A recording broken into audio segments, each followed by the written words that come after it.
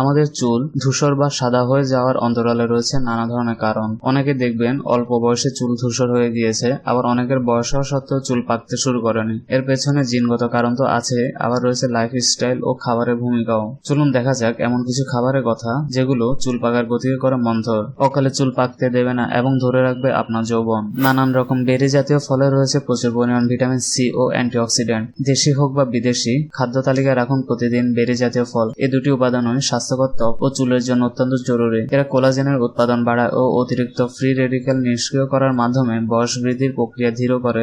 সবুজ শাকসবজিতে রয়েছে প্রচুর পরিমাণ ভিটামিন, মিনারেল, অ্যান্টিঅক্সিডেন্ট ও ডায়েটারি ফাইবার। একই সাথে রয়েছে ভিটামিন বি, যা মাথার ত্বকের স্বাস্থ্যের জন্য দরকার। চুলের যে কোনো সমস্যা প্রতিরোধ করে vitamin B. Omega 3 fatty acid যুক্ত মাছে রয়েছে উচ্চমাত্রার প্রোটিন, যা আপনার হাড়, চুল, ত্বক সবকিছুর জন্য দরকারি। এছাড়াও সামুদ্রিক মাছগুলোতে রয়েছে উচ্চমাত্রার ওমেগা 3 ফ্যাটি অ্যাসিড ও সেলেনিয়াম, যা শরীরে পর্যাপ্ত ও প্রয়োজনীয় হরমোন তৈরিতে ভূমিকা রাখে।